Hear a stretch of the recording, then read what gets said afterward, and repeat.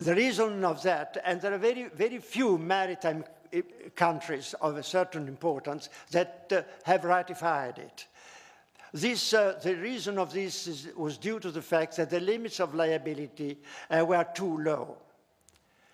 Whilst the 2002 protocol has increased the limits, and therefore the limits are now considered to be sufficient.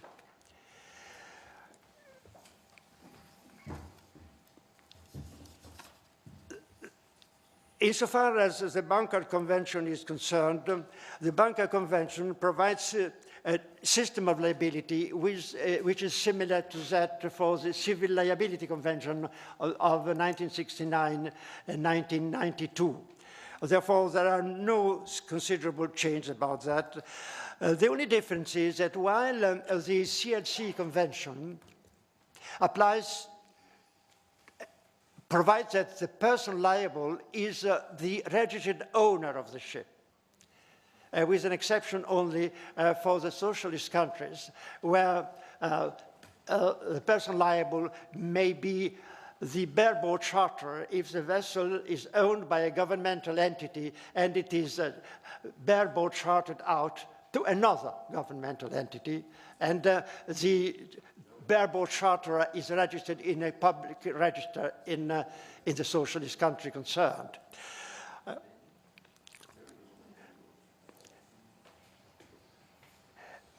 In the Bunker Convention, instead, the persons that are subject to liability are more or less the same as in the Limitation of Liability Convention. That includes the registered owner of the ship, the bareboat charterer of the ship, the manager, and the operator of the ship. So the number of persons liable in the Bunker Convention are several, and they are jointly and severally liable. There is in the Bunker Convention a provision also to compulsory insurance, as there is in the CLC Convention. But the snag is, in this respect, that the compulsory insurance is to be taken by the registered owner of the ship. There is no obligation for the other persons liable to join in the insurance liability cover. So that may create some problems when the limitation is invoked, because probably the claimant will sue the person whose liability is insured, because the insurance entails a direct action of the claimant against the insurer. This is a basic rule in all the provisions on compulsory insurance in the relevant conventions, the CLC first of all. So these are the three conventions that in the future, I would say in a couple of years' time, will become part of Italian law, not only, but insofar as the Athens Convention is concerned, part of the European law.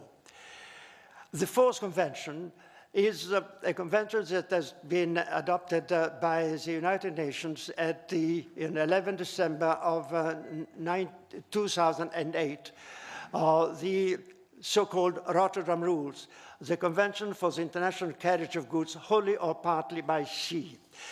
So far, the convention is brand new. The convention has so far been signed, and that does not entail any obligation of the states yet, by 22 countries. What is relevant, I would say, is that it has been signed by a number of African countries presently parties to the Hamburg Convention. That indicates that there is a willingness of countries parties to the Hamburg Convention to become parties of a new convention that would hopefully become law in most of the maritime countries in the future. I can spend the 10 minutes, I think I have, to give you some idea about this convention. Maybe many of you know already a lot of things about it. But it may be interesting to indicate the basic point of the convention. First of all, the scope of application, wholly or partly by sea, means that the convention applies door to door, if the parties so decide. That will avoid a difference of rule, basically a difference in the rules applicable. The ship owner who undertakes to perform a door-to-door contract of carriage of goods is subject to the convention for the whole period of the transportation, from the time of receipt of the goods ashore in the place of origin to the time of delivery of the goods ashore in the place of destination. A carriage of goods from Milan to Chicago will be governed by the new convention for the whole period.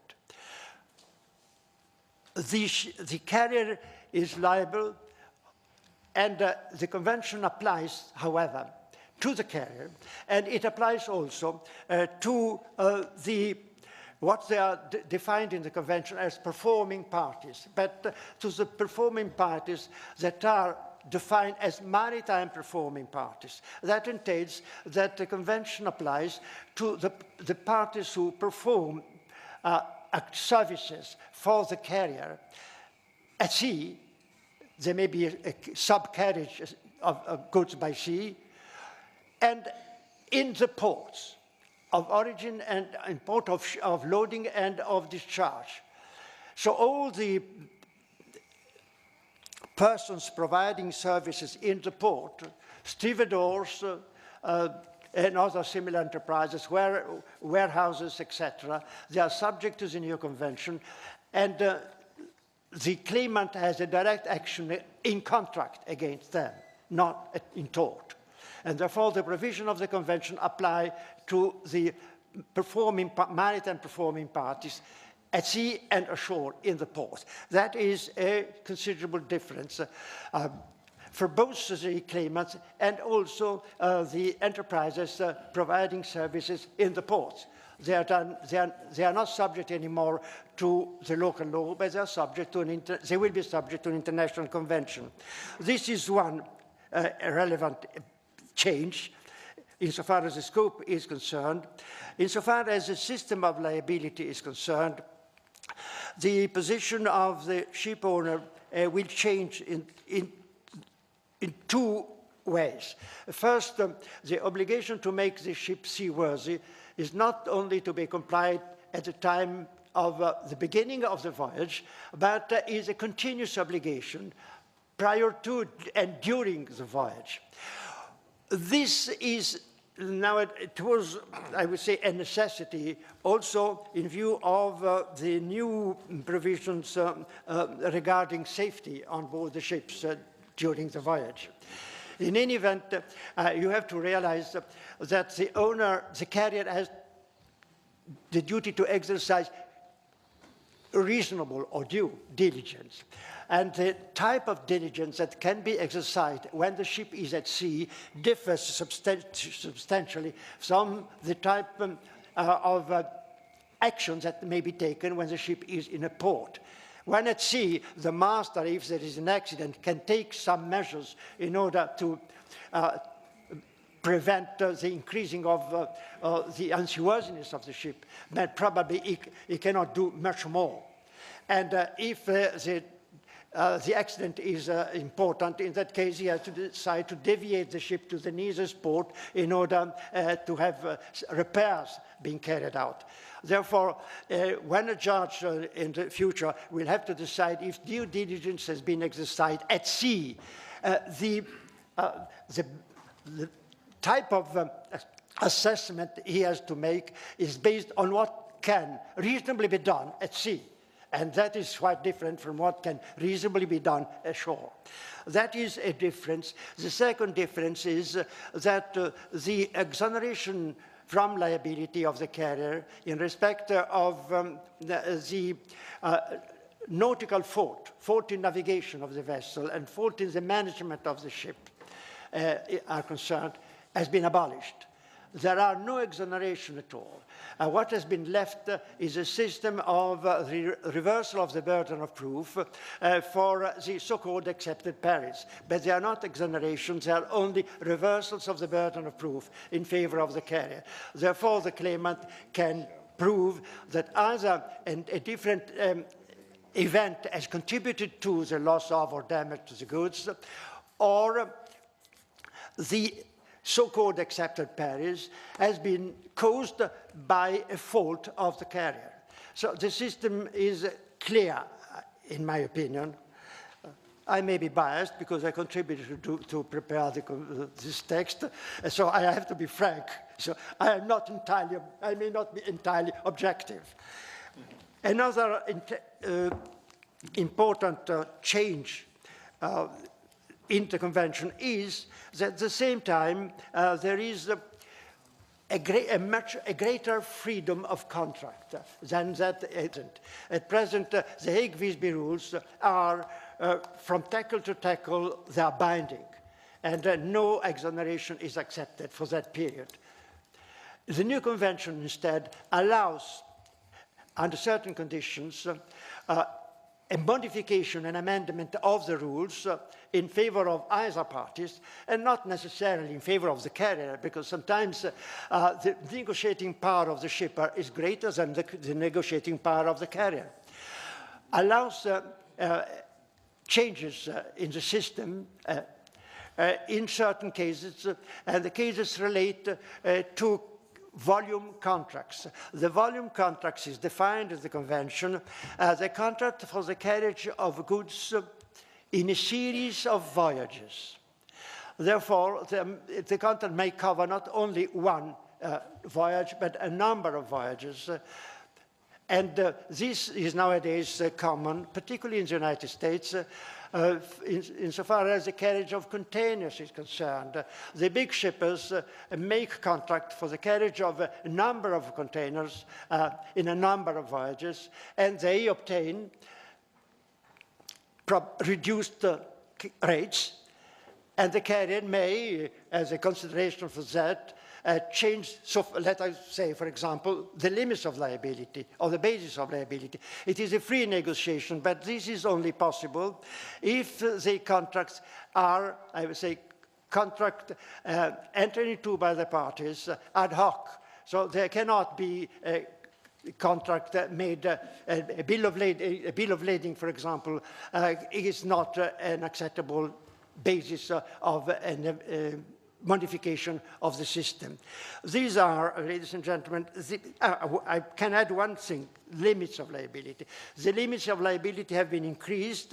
At present, they are, under the Hague-Visby rules, €2 per kilo, 2 SDRs per kilo, there is a slight difference, and 600 and something, 80, say 70, I think 670 euros per package. They've been increased respectively to €3 and 875 SDR per package. The interesting point is that a comment has been made that insofar as carriage inland is concerned, the limits of the CMR, which is in force in throughout Europe, are much higher because they are over 8.3 SDR per kilo. But since nowadays the size of packages has been reduced, particularly for goods carried in containers, the fact is that the limit per package, which does not exist in the SDR, is by far higher than the limit per kilo. If I give you an example of a 50 kilos package, the limit under the new convention will be 875 SDR. The limit under the CMR convention will be about half, 8 by 50. So it will be 400 and something. So the lower the weight of the package is, the greater is the limit applicable. So these are, in a few words, some of the novelties of the Rotterdam rules. And I think my time has elapsed and I have to comply with the rules. Thank you, ladies and gentlemen.